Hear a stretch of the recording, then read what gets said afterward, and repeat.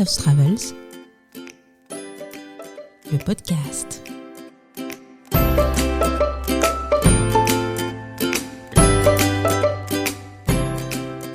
Bonjour, c'est Mélissa de Men Loves Travels, the podcast. Je suis très heureuse de vous retrouver pour cet épisode 5 où nous allons découvrir une destination qui conviendra aux audacieux et aux audacieuses.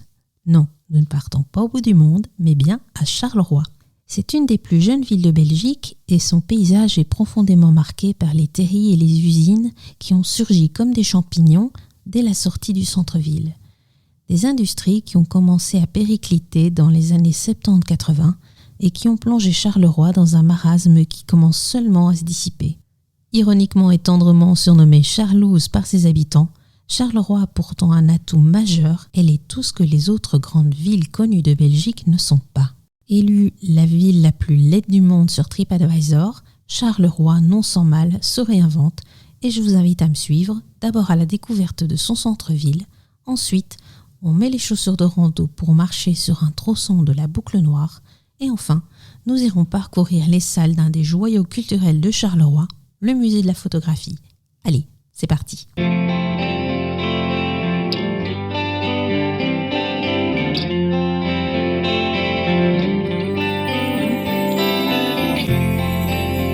Pour visiter le centre-ville de Charleroi d'une manière différente, je vous recommande l'application Totemus. Totemus est une appli gratuite qui permet à ceux et celles qui l'utilisent de découvrir une ville ou une région sous la forme d'un jeu de piste. Tout au long du parcours, on répond à des questions, on observe, on essaie de se diriger pour récolter des symboles et enfin obtenir les coordonnées GPS du lieu où se trouve le totem. On trouve des parcours partout en Wallonie et à Bruxelles. Je m'étais donc armée de mon smartphone pour une balade pas comme les autres et je vous livre mes sensations en live. Attention, au moment de la captation, le masque était requis même à l'extérieur.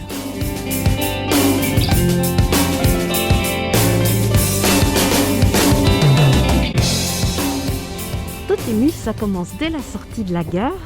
J'ai lancé l'application et j'ai déjà ma première étape. Alors non loin de vous se trouve un personnage emblématique de bande dessinée. Combien de boutons jaunes comptez-vous sur ses habits? Alors, même sans savoir de qui il s'agit, un personnage à Charleroi avec des boutons jaunes, c'est certainement Spirou. Donc, ouais, je sors de la gare et le voilà. Il y a un Spirou avec Spip, son écureuil, et il a 3 boutons jaunes. Donc je vais remplir le formulaire, ma réponse, donc 3. Je valide ma réponse et je reçois. J'ai un avertissement, mon sac à dos pour cette chasse. Voilà. Ah, on me dit que c'est pas la bonne réponse. Ah bah forcément. Non, j'avais oublié les boutons qui sont sur ses épaulettes. Donc ça fait 5. J'espère qu'ils ne vont pas compter les boutons qui sont sur son chapeau. Ah bah non, voilà. Allez, validation de la réponse, voilà. Bravo, c'est à Charleroi, un des berceaux de la bande dessinée belge, qu'est apparu le plus célèbre des grooms, Spirou, qui signifie écureuil en wallon, personnage emblématique des éditions Dupuis. Allez, zou, on file à la prochaine étape. Alors, nouvelle étape, traverser le pont et longer la Sambre. La Sambre, c'est le fleuve qui traverse Charleroi. Sur votre droite jusqu'au quai 10, vous y trouverez un bas-relief représentant la forteresse de Charleroi. L'une des portes de la forteresse porte le nom d'une grande ville belge. De quelle ville s'agit-il? Ah ben, on va aller voir ça. M'y voilà, je suis devant le quai 10, qui est une espèce de grand centre culturel avec un cinéma, un espace gaming et une brasserie qui est plutôt sympa et qui est malheureusement évidemment fermée avec le Covid. Et il y a un énorme bas-relief qui représente la ville de Charleroi comme elle l'était en 1666.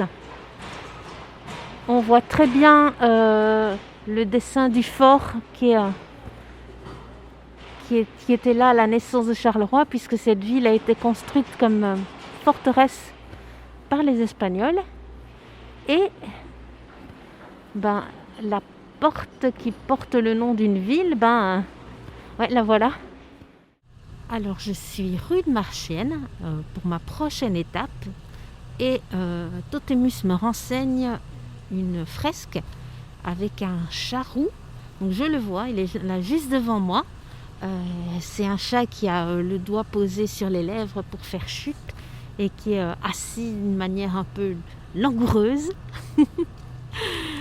Et donc juste en face, il y a apparemment une grande fresque. Je vais me retourner et... Ah oui, assez grand en effet. C'est une fresque qui couvre tout un côté d'un très grand bâtiment avec des créatures qui sont faites avec des formes géométriques colorées. C'est assez impressionnant et l'indice me dit que je dois regarder pour une créature qui tient un ballon et je dois deviner, ou plutôt observer, le nombre de couleurs qu'il y a sur son genou. Donc c'est un peu difficile d'apprécier la totalité de l'œuvre parce qu'il y a des travaux en plein milieu. Ouais, la première, c'est la créature qui je la vois, elle est juste devant moi. C'est une drôle, on dirait que quelqu'un a pris un déguisement d'oiseau et je vois le nombre de couleurs. Je ne vous dis pas ce que c'est parce que si vous décidez de faire le parcours, ce sera à vous d'observer. Mais voilà. Ouais, c'est la bonne réponse.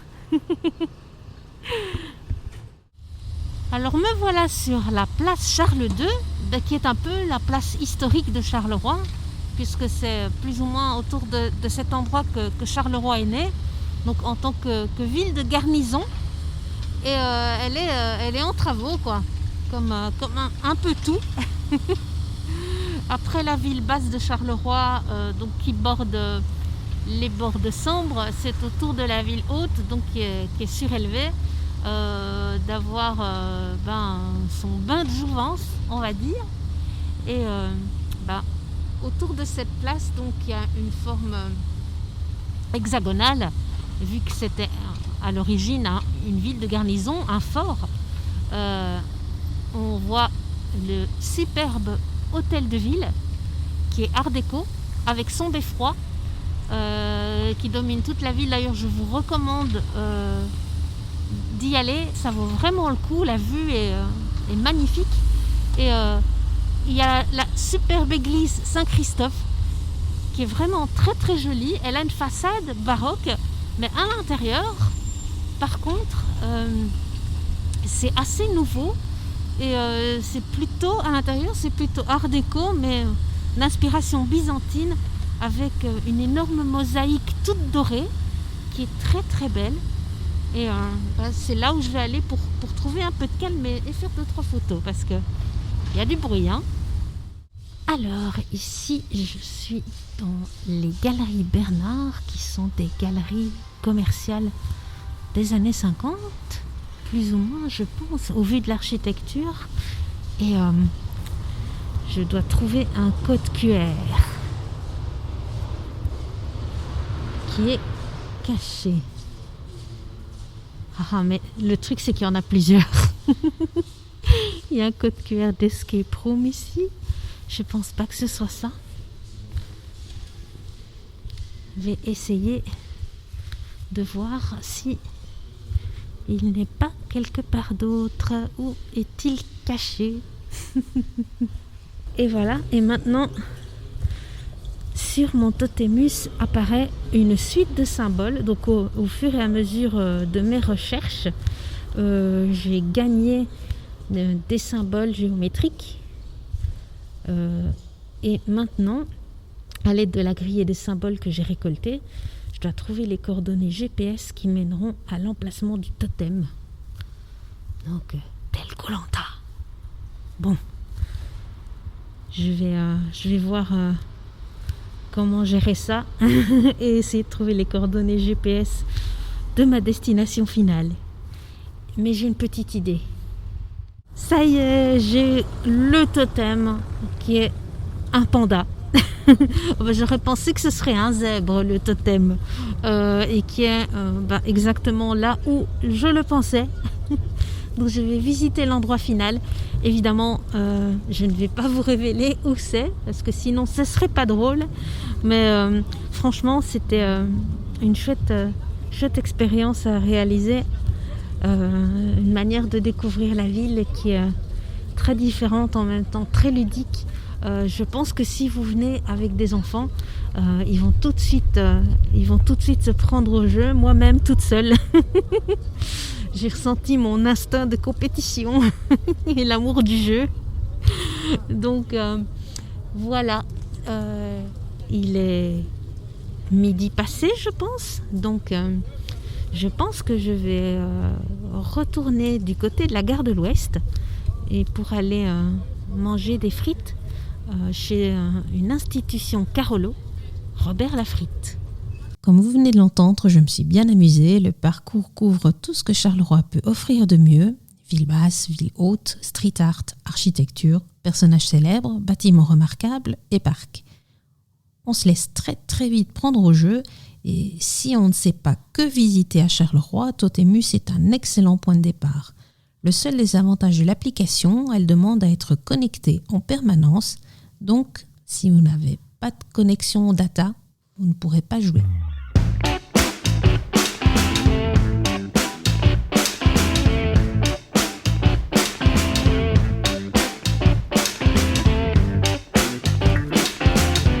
Quand on a besoin de manger en vitesse, comment résister à l'appel de la patate chez Robert Laffritte, une institution depuis 1952.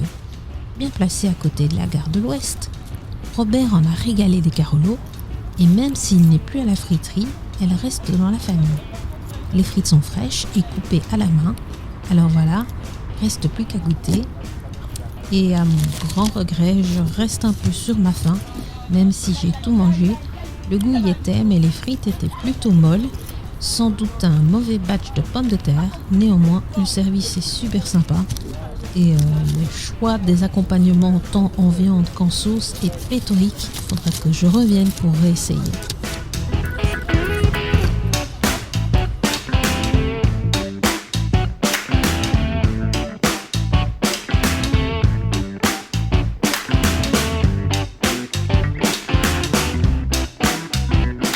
Le choix d'aller manger chez Robert Laffritte tenait aussi au fait que la place de l'Ouest est voisine de la place de la Digue, qui est un lieu très connu à Charleroi, où j'avais justement rendez-vous avec Montserrat et Jean-Paul, qui sont guides pour l'association Les Terribles. Leur mission, mettre en valeur le patrimoine industriel et naturel de la chaîne des terris de Charleroi. Ensemble, nous allons marcher sur le tronçon de la Boucle Noire. Née de l'initiative de l'ASBL des Chemins des Terris et des sentiers de grande randonnée, cette boucle noire passe dans des paysages qu'on n'a pas l'habitude de voir quand on pense à un GR. La boucle fait partie du GR 412 qui relie les grands sites miniers de Wallonie d'est en ouest. Donc la ville de Charleroi a comme projet de revaloriser touristiquement ces terris et à cette fin nous sommes tout un groupe à avoir suivi une formation qui était organisée par l'Europe dans le cadre du projet Interreg 3.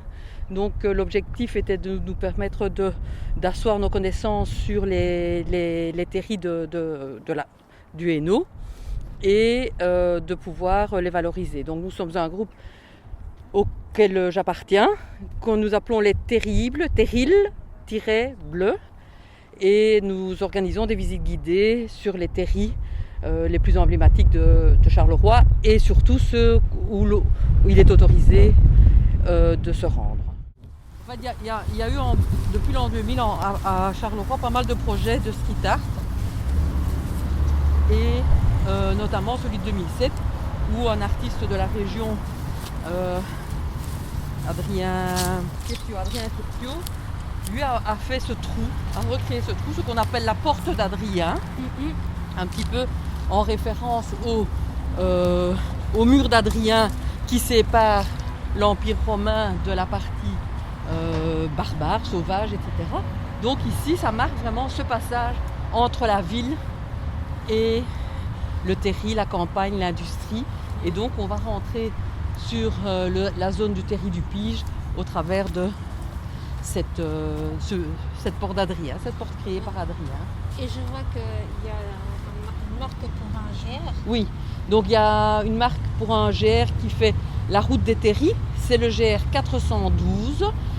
Pourquoi 412 qui ne correspond pas du tout à la numérotation des GR, mais 412 c'est le 4 du 12, le 4 du 12 c'était la Sainte Barbe, c'était la fête, la sainte vénérée par les mineurs. Et donc le sentier qui trace tous les terris s'appelle le 412.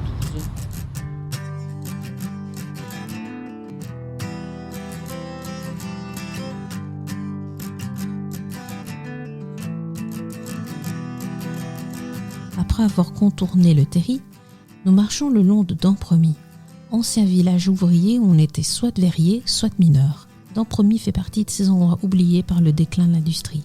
Dans les rues, l'urbanisme raconte ces dernières années.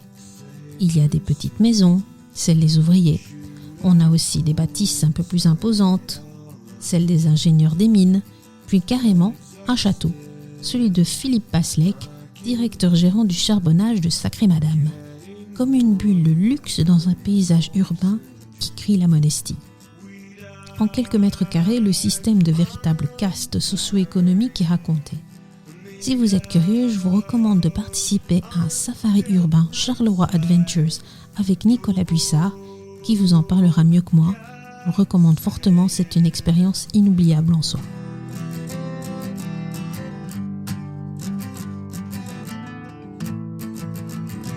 Nous quittons Dampremy pour retourner vers un autre terri, celui de Saint-Théodore. Il est un peu plus facile à grimper que celui de Pige, mais c'est quand même un bel exercice. Je retrouve à nouveau ce drôle de sentiment d'être un peu la reine du monde là-haut. Et le paysage à 360 degrés sur Charleroi et la région est époustouflant. On a deux zones ici. On est le cours d'eau qu'on voit ici, c'est le canal Charleroi-Bruxelles, qui a été construit vers les années 1830 pour amener justement le charbon à Bruxelles. Et de l'autre côté des usines qu'on voit là, enfin au milieu des usines, on a la Sambre qui passe. Donc la Sambre qui vient qui va vers Châtelet en venant de Maubeuge, donc de la France. Là-bas, la zone qu'on a, c'est la zone de jonction entre les deux. Alors, l'avantage, c'est que les deux cours d'eau permettaient aux industries, c'est pour ça que les industries sidérurgiques sont installées entre les deux, parce qu'on pouvait aussi bien charger vers Bruxelles que vers la France ou vers Namur les produits finis. Alors, les terris, en fait, ici, ça appartenait, tous les terris de cette partie ici de la boucle noire appartenaient à la société du Mambourg, Sacré-Madame et Cerisier réunis.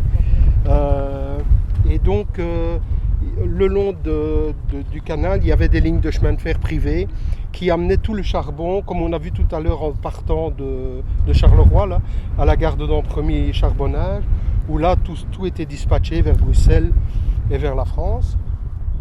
Alors, cette terre ici date grosso modo du milieu du 19e siècle jusque les derniers ici ont fermé un peu avant 1972 pour le dernier, ici sur cette région. Voilà. Alors il y a différents types de terris, il y a des terris comme les premiers qui n'ont pas été remaniés, qui sont tels quels. Par contre les terris que nous allons voir après, eux ont été retravaillés. Voilà. Voilà, quand on dit qu'ils ont été retravaillés, donc c'est parce qu'une entreprise ont trouvé qu'il y avait encore beaucoup de charbon sur les terris et que des entreprises privées sont allées recribler le terri pour en enlever le charbon résiduel. Ce qui a relancé l'exploitation des terris, c'est la crise pétrolière de 1973, où là, le charbon est redevenu plus rentable que le pétrole. Et donc c'est pour ça que certaines entreprises, notamment Ryan Europe, dans la région de Charleroi, a réexploité ces terris. D'où la forme des terris actuels, des terris plats ou des terris qui ont été rassemblés. Les terris qu'on verra tout à l'heure, il y avait 2 terris, on n'en a plus fait qu'un après exploitation. Et donc ici vous avez le haut fourneau, donc toute l'industrie sidérurgique avec l'usine de la Providence qui est quand même une des plus anciennes usines sidérurgiques dans la région. Vous avez aussi une usine sidérurgique qui fonctionne toujours, qui fait des câbles plats. Maintenant, c'est un haut fourneau électrique qui prennent des métaux de récupération. Donc vous avez une vue sur le dernier haut fourneau classique qui est debout. Et donc ça, c'est toutes des installations qui restent. Vous voyez qu'à partir d'un certain moment, vous avez des tours qui sont des tours de refroidissement de centrales électriques, puisque à un certain moment, on a mis en route des centrales électriques pour actionner tout ce qui était au niveau de la mine, tout ce qui était ascenseur, etc. Et au niveau des entreprises sidérurgiques, répondre à leurs besoins électriques. Vous avez une tour de refroidissement, un château d'eau, une grande cheminée, et derrière vous avez une autre tour de refroidissement un peu à l'horizon. Ouais. Et juste à côté, dans les environs de cette tour, vous avez là-bas le puits le plus profond, en tout cas de la région. Il descendait jusqu'à 1435 mètres.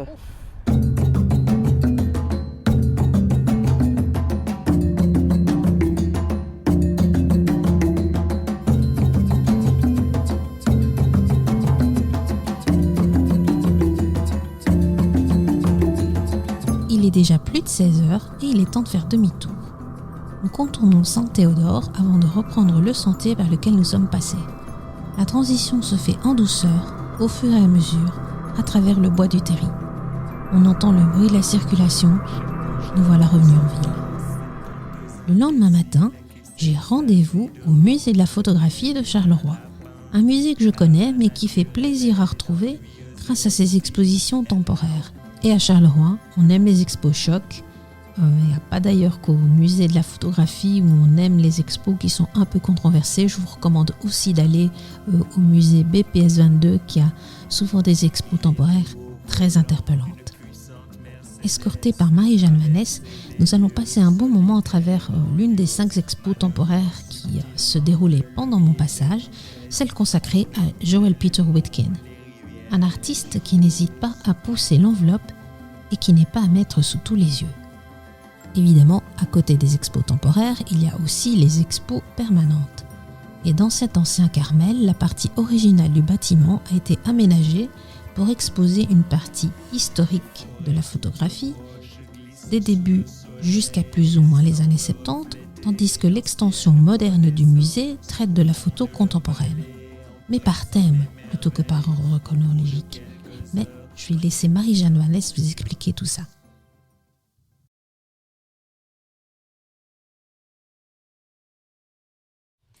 Alors le musée de la photographie, lui, au départ, ce musée est né de l'initiative de professeurs de l'Académie de Charleroi. Et ils ont commencé, il faut vous dire que l'Académie de Charleroi était une des premières académies à dispenser des cours de photographie ici en Wallonie. Donc ça, c'était dans les années 70. Et puis, ils ont commencé à exposer, exposer des élèves. Et une collection a commencé à s'établir. Et au départ, le musée de la photographie était installé au centre de Charleroi. Ça s'appelait d'ailleurs la galerie du musée de la photographie. Et puis cette collection qui commençait à grossir d'année en année, les expositions qui devenaient de plus en plus importantes aussi, il était temps de trouver un autre endroit que le centre de Charleroi qui offrait un espace relativement limité. Et c'est comme ça que, en 87, le Carmel, qui était déjà en fait plus un bâtiment consacré aux religieuses depuis la fin des années 60. C'était un bâtiment qui avait été racheté d'ailleurs par la commune de Mont-sur-Marchienne. En 87, la communauté française va racheter le bâtiment pour y installer donc le musée de la photographie. La dernière salle qui clôture ce volet 19e siècle, elle est consacrée ce qu'on considère le premier mouvement artistique en photographie, qu'on a appelé les pictorialistes. Alors il faut savoir que la photographie, c'est un fabuleux outil qui va servir à documenter, à conserver, à garder une image de soi, mais au début, les artistes se méfient de la photographie puisqu'il y a la reproductibilité. Et pour un artiste, une œuvre doit être unique. Et puis, il y a quand même des photographes qui vont prouver que la photographie peut être élevée au rang, au même rang que la peinture. Et donc, ces artistes photographes, vont avec un procédé qui serait trop long à expliquer ici, un procédé propre à ce type de photographie, ils vont imiter la peinture et montrer qu'il y a un savoir-faire au niveau de la photographie, qu'il y a un cadrage, premièrement, un parti pris sur les sujets, et puis on peut imiter la peinture aussi dans le visuel, puisque quand on regarde ces photographies, pour certaines, on a l'impression de voir là-bas, si vous regardez, on a l'impression de voir du pastel ou de l'aquarelle, pour certaines ici du fusain, et ça c'est dû à une association de produits chimiques plus des pigments naturels ou ici du charbon de bois ou de la mine de plomb dans leur processus chimique photographique.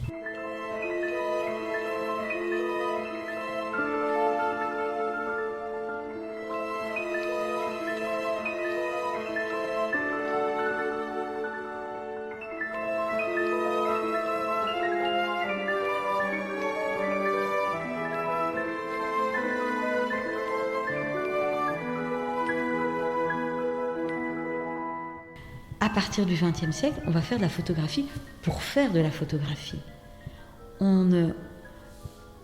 Tout sujet est prétexte à photographie. Alors, comme l'appareil devient plus maniable, on va pouvoir cadrer autrement. Avant, les appareils étaient lourds. On ne pouvait pas faire de plongée et de contre-plongée. On ne pouvait pas faire des cadrages comme ici, dans cette photographie, de Hans Finsler, d'une plongée où on voit un pont d'un bateau. Ça, c'était impossible à l'époque du 19e siècle avec des appareils volumineux. Au 20e siècle, on va voir aussi apparaître des photographies où on va figer le mouvement. Comme ici, Barbara Morgan, qui a photographié cet homme en plein saut. Et cette photographie est d'une netteté incroyable. Les temps de pause, souvenez-vous, je vous ai expliqué qu'au tout début de la photographie, les temps de pause étaient relativement longs. Les appareils plus maniables, plus rapides dans leur exécution de déclenchement, va permettre de figer le mouvement et d'avoir une photo d'une netteté incroyable, malgré tout. Voilà, ça c'est à partir du XXe siècle qu'on va pouvoir prendre ce type de photographie. Alors le maître évidemment de cette photographie prise sur le vif, c'est Henri Cartier-Bresson. Vous voyez ici une photographie. Alors à partir du XXe siècle, la photographie devient aussi, on va se rendre compte que la photographie va permettre de véhiculer des idées, de dénoncer des choses, de montrer des choses qu'on n'a pas forcément conscience ou qu'on ne veut pas forcément voir. Ici, par exemple, vous avez toute une série de photographies, dont celle de Dorothée Allange, qui ont été prises durant l'entre-deux-guerres aux États-Unis et qui montrent l'extrême pauvreté du pays, des États-Unis, suite à la crise de 1929. Et donc, on a Dorothée Allange, Walker Evans ici, qui vont sillonner tous les États américains et qui vont montrer le désarroi et la vie difficile de ces Américains à cette époque-là. Ici, dans l'aile contemporaine, on a brisé cet aspect historique de la photographie, mais là, on montre des salles avec une thématique propre à chaque salle. Alors, on a ces thématiques qui changent régulièrement et ça nous permet de montrer des photographies contemporaines, mais montrer aussi que les sujets, on peut les retrouver à tous les niveaux de l'histoire de la photographie. Donc, vous n'allez pas voir uniquement des photographies contemporaines, mais vous allez avoir dans une même salle un sujet traité autant aujourd'hui, mais retrouvé aussi dans une photographie plus ancienne aussi. Donc c'est ça qui est intéressant, c'est de montrer la transversalité des sujets que l'on retrouve dans toute l'histoire de la photographie. Alors dans cette grande salle, ici c'est l'habitat. L'habitat qui est mis à l'honneur, un habitat qui est parfois abandonné, parfois on ne voit que des traces de cet habitat. Et donc voilà, c'est montrer la diversité de ce sujet au travers de travaux complètement différents les uns des autres. Ça nous permet, nous aussi, de montrer l'étendue de notre collection. Et alors j'aime particulièrement la dernière petite salle. Je vous laisse deviner quelle est la thématique. Quelle est la thématique qui est représentée. C'est comme ça aussi nous qu'on voit si notre salle elle fonctionne ou pas. Et si vous regardez, l'exposition universelle ? Oui, exactement, tout à fait. Bingo, c'est en effet ici une salle qui est consacrée aux expositions universelles. Et alors ici, ce qui est intéressant, c'est que oui, on voit des photographies représentant l'atomium, mais il n'y a pas que des photographies, il y a aussi des cartes postales, parce que la carte postale fait aussi partie du monde de l'image, et donc c'était intéressant de mettre aussi dans cette salle-ci des cartes postales, puisque nous avons aussi dans la collection un nombre incalculable de cartes postales.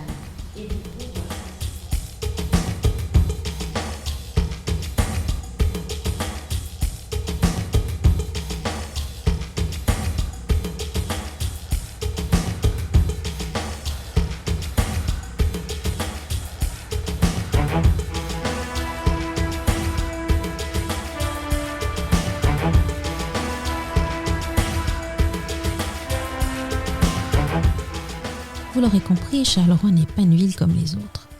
Avec son environnement industriel, elle est particulièrement photogénique et elle possède une vie culturelle qui bouillonne, même malgré le Covid. Si vous aimez l'art contemporain, je vous recommande d'ailleurs chaudement le BPS 22, dont j'ai parlé tout à l'heure, et ses expositions toujours interpellantes. Mais visiter Charleroi, c'est aussi aller au-delà des clichés, ne pas s'arrêter à la première impression et voir ce qui se cache derrière ce visage de ville peu avenant. Si vous y allez, je vous engage à y passer la nuit, voire deux, soyons fous, et je vous fais 2 recommandations. D'abord, le Novotel Charleroi Centre, qui est un hôtel 4 étoiles qui est situé à 5 minutes de la gare principale de Charleroi Sud et qui est collé au centre commercial Rive Gauche. L'hôtel a un super design, très contemporain, et si vous n'y allez pas pour dormir, n'hésitez pas à aller dans leur bar, sur leur terrasse, c'est ouvert à tous. Les espaces communs de l'hôtel font plus penser à un coworking qu'un lobby d'hôtel, c'est très très agréable. Les chambres, elles sont d'une taille plus correcte, et elles ont pris le parti de maximiser l'espace en décloisonnant la salle de bain qui est ouverte sur la chambre. Donc ça plaît ou ça plaît pas. L'atout principal de l'hôtel, ça reste son personnel qui est jeune et surtout très très très sympa et chaleureux. Donc quand vous arrivez, vous avez l'impression que vous êtes un client depuis des années et ça, c'est vraiment très appréciable. La deuxième option que je vous propose pour les budgets qui doivent rester un peu plus serrés, c'est l'auberge de jeunesse Arthur Rimbaud, qui est toute nouvelle, elle a à peine 4 ans. Elle est située aussi à 5 minutes de la gare et à côté du fameux centre commercial.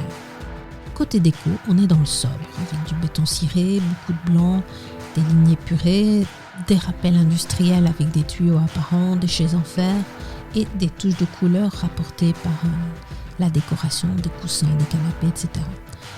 Côté chambre, donc, elles sont disposées en chambres de 2 à 6 lits. Donc, elles sont toutes pourvues de leur propre salle de bain, donc même les chambres de 6, il n'y a pas de gros dortoir et il n'y a pas non plus de salle de bain commune à plusieurs dortoirs. Quand vous arrivez, on vous donnera des couettes, coussins et draps de lit. Par contre, n'oubliez pas d'amener votre savon et serviettes car ils ne sont pas fournis. Même si en cas d'oubli, vous pourrez en louer à la réception. Le super bon point, c'est le petit déjeuner qui est quasiment complètement bio et local, avec même du pain fait maison et des yaourts et des confitures bio. Mon coin préféré, ça reste le bar, juste à côté de la réception. C'est le lieu de rencontre autour de quelques bières artisanales et locales et qui sont très bien sélectionnées. Mention spéciale pour la gentillesse du personnel et si votre budget est serré, c'est la bonne adresse à tester.